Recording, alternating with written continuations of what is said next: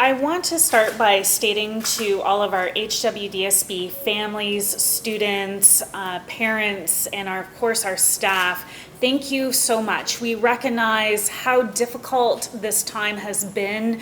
The uncertainty for many families has created an enormous amount of stress. And as our school board, like other school boards across the province, have worked to better understand the communications from our ministry, to work with our ministry, to work with local public health, in order to ensure a safe September reopening, that's meant that a lot of communications have been coming right up until the last minute, and we recognize how stressful that's been on families, and we appreciate your patience during this time.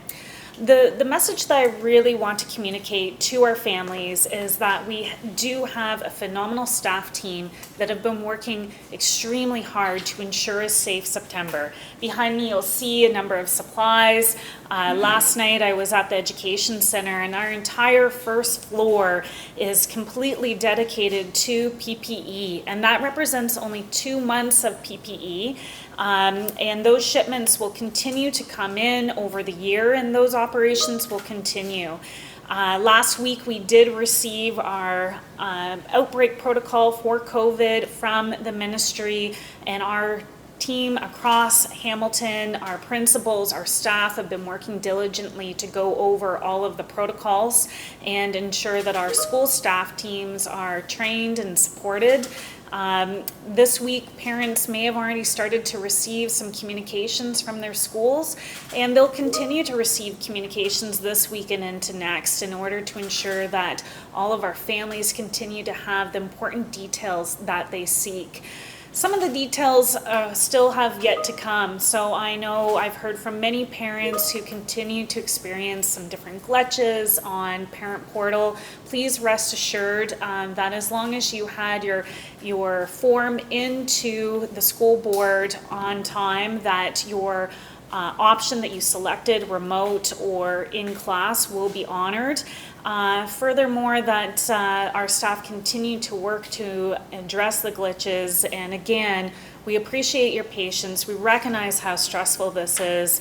Ultimately, we are working towards that safe September, and that's why last week our school board did decide to stagger the start time of school reopening, and that's to ensure that we are all able to best understand the new policies, safety protocols, and ensure a very orderly re-entry into the school system. My job is really to give a concrete update of what's transpired since last week. And last week we were at Shannon Coustashian School in an elementary school, and we really wanted to take our media and to share with our community a secondary school, and to highlight a school that is not brand new. So some key data points or emerging issues that happened since last week, and you heard Chair Johnston speak about one. The PPE was critical. Someone asked me from the media gallery last time, what would be a barrier to preventing you to open? And we said clearly the PPE that we ordered had to come in, and it has. And it has to be delivered to schools. So we have I call PPE Central at our board office, where there's a team working around the clock, bagging, sorting, and getting it to schools. Number two, the outbreak protocol from the province came last week, and that was critical. We still need to make our protocols visible to our community. We heard that loud and clear. So our goal is by the end of this week to have that, if not sooner, because we now have to review the provincial outbreak protocol with all our procedures. And that is something the ministry has been clear about. We need consistency, and parents need to know how will it be managed if there's someone who might be ill, or if there's someone who has contracted COVID-19. So that will be made public in how we manage that. And secondly, another key data point was our elementary enrollment. We have about 37,000 students, and about 17% of those who've registered to date said they wanted remote learning full-time. That's 6,300. And those who hadn't registered, their default is to go into a classroom. And this weekend, we've been working long hours with all the staff to get our staffing. So our commitment was to get staffing and schools reorganized, and to get the reserve funding that the trustees passed, $9 million, to lower our class averages in kindergarten and in grade 4 and 8. Typically, our class averages are around just under 26 in kindergarten, and in 4 to 8, it's about 24.5. So with additional 80-plus staff we've put in, we've been able to lower our class averages to about 21 in kindergarten, and 4-8, 21. And of course, our grade 1 to 3 across the province are capped between 20 and 23, so we're about 21. So that's been a helpful resource, one-time funding for this year to address it, but that's being implemented as of now. In addition, because of that information, I spoke to the chair and vice chair last week about the resource of time. Because what we can't compromise on is the safety aspect, the safety and well-being of our staff and students. So as you can see, the staggered start, what I call a delayed staggered combination, we revised it. So because staff are going to find out this, at the end of this week, what their new assignment might be. They may be in the same school at the same grade, they may be in the same school at a different grade, they may be in a completely different school, or they might be teaching remote. And we know for the wellness and well-being of our students to be received with staff who had the time to transition.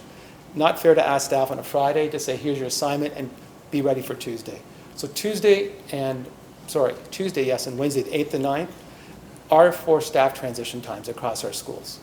To get acquainted, to get ready for the students, to see the procedures that are in action within potentially their new site. So that's why we've delayed it. And then next Thursday and Friday, that will be orientation.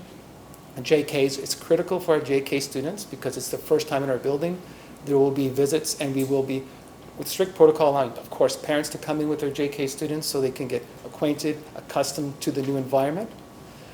So that will be key. And also students who might have challenges, students who have special needs, who need routines established for their success. So having them have personal visits and offering them that the first week will be key. Then the following week, as you know, will begin in elementary on the Monday the 14th, Group A and Group B. So teachers have a chance in small groups to practice. And then Wednesday, everyone will come full-time. And in secondary, we're going to mirror that as well, except in grade, the first 2 days will be staff transitions. The Thursday and Friday will be an opportunity for students with special needs or with mental health challenges to come in and get acquainted, as well as every teacher will do an orientation for all their learners remotely. The following week on the 14th and 15th, we know the importance of grade 9s transitioning into a new environment, just like our JKs. So they will begin the adaptive model. Their cohort, grade 9s and 10s, will come in first. So that day, the rotation model will begin. And the grade 11s will be online for the Monday and Tuesday. And then Wednesday of that week, all students will begin in their cohorts.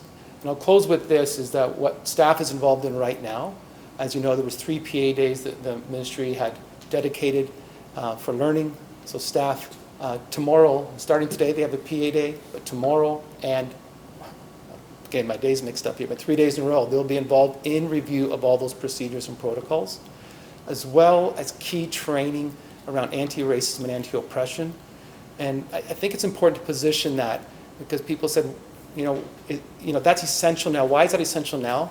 Because the context students are coming into and what they've experienced the last 5.5 months has highlighted the gaps and inequities around income disparity, mental health issues, and around anti-racism, especially around our Black and Indigenous. So we need to take the time to do that training and provide the space for our teachers to be ready to not only welcome into a safe environment, but an environment that creates a new community of care. So we're committed to that training throughout the year, but we thought it was vital to do that and to position that from a safety lens as well. So that's my operational update, and